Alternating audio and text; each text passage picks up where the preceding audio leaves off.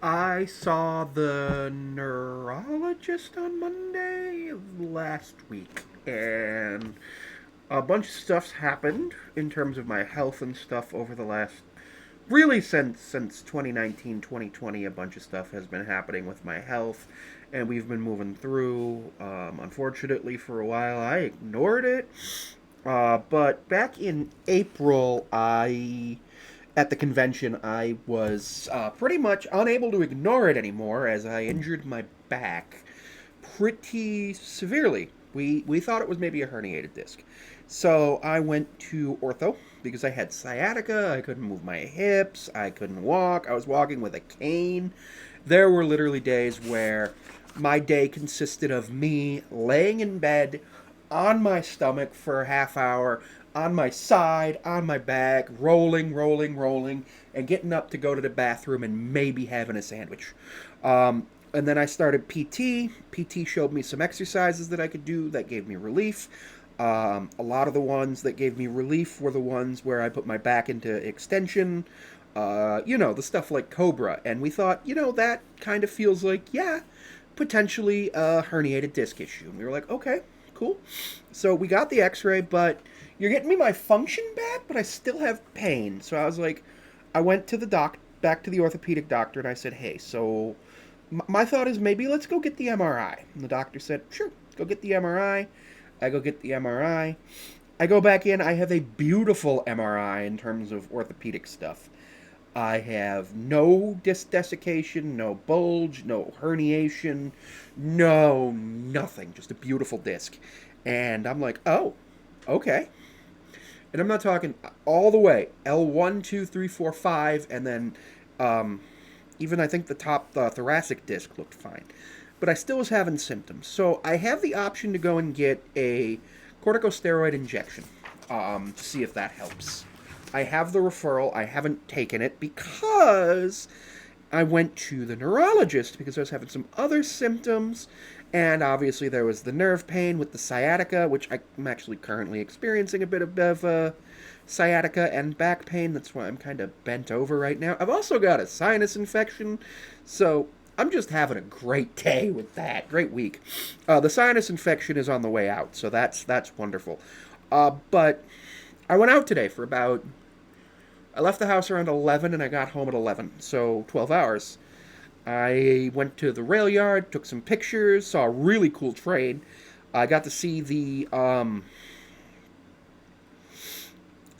what's it called? CSX New York Central Heritage Unit, which is really cool. I posted a short that was just a live photo of it earlier. I'm gonna get the pictures and the video off my camera later and post it eventually. Um, Not today, probably tomorrow. Well, probably tonight. It's.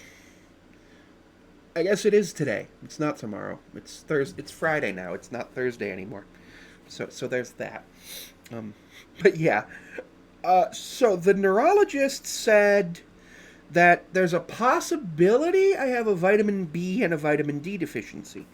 And now what we know is that my vitamin D levels were a bit low.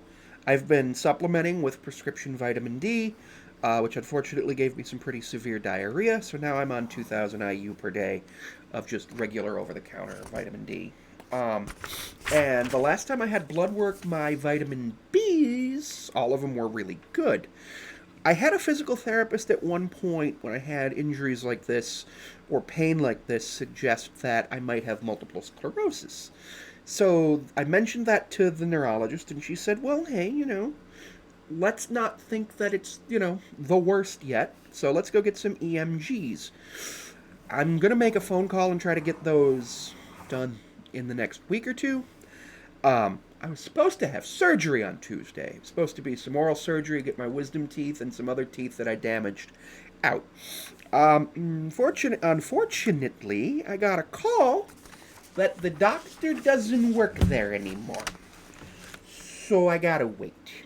So what I'm gonna do either today or Monday, if I don't get a call from them today, is call and be like, hey, do we have any update on the surgery? And then once I know that, call about the EMG. Basically, it's a nerve conductivity study. They hook a bunch of electrodes up to you, and they talk about how your nerves do. So I'm pretty excited about that, but I'm also not because, like, I don't want probes. They hurt. I had an EKG, electrocardiogram, once. Well, two or three times. The last time, it ripped off some of my hair on my body, and I cried. But apparently, whatever was going on with my heart got fixed by that, so that was kind of cool. But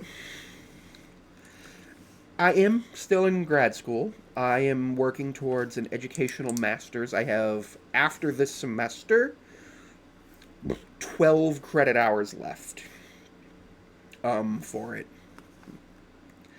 And what I think I'm going to do is take 6 credit hours in the spring and 6 credit hours in the summer, and then and then figure out from there. Because I kind of rage applied to law school, and that would be great. I also was working Uber on a rental car for a little while.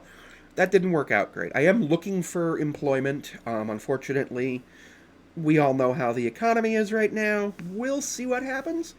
It is very likely that I go and back and do Uber once I have all these tests done, and once all my events for the year are kind of done, because I was enjoying it, once I can dedicate like 30, 40 hours a week to it, because we have the guaranteed pay of $27.58 per hour here in New York, outside of New York City, and I'm outside of the city. So if I could do 40 hours active per week, that would be right. Doing this trick I learned in 3rd grade, where when it's two double-digit numbers and one of them has a 0, you move the 0 to the to where the decimal tenths place is, and you put the tens in the ones, so that that way you can just get the answer. 28. 4 times 2 is 8. So basically, it'd be like $1,080 per week, and then minus the rental, which is 396. 7, 10, 4, 9, 9, 17, 6. Is $664, and then let's just say minus 100 in gas is $564. And if you multiply that by, let's say, 50, if you multiply that by 50, hold on, I gotta do math, and math is hard. 5, 0, 0, 20, carry the 2, 37, carry the 3, 25. That'd be $28,700 per year in just profit, taxable income, which is not great. But I'm also trying to monetize the YouTube channel. I am monetized on TikTok as well. I've got the Patreon. I've got the OF. Obviously, that's a little bit harder, but that's a thing I've been doing. I got about $80 in there right now that I'm gonna cash out when it all hits, because I do auto cash out, or I don't do auto cash outs. I manually cash out, and I cash out. It just hit 25, but there's like 50 that all comes in on the 8th, so I'm just gonna go and just cash that out. If I can get, let's say hypothetically, I can get $30,000 a year from content creation. That would be bloody amazing, man. Now, I obviously know that might not be possible, but I have a feeling that I'm going to be in a spot soon where my content's going to do really well. I'm going to be able to do more stuff. Right now, I'm working on a schedule. I had planned on starting streaming this week, but unfortunately, you can't really stream with a sinus infection.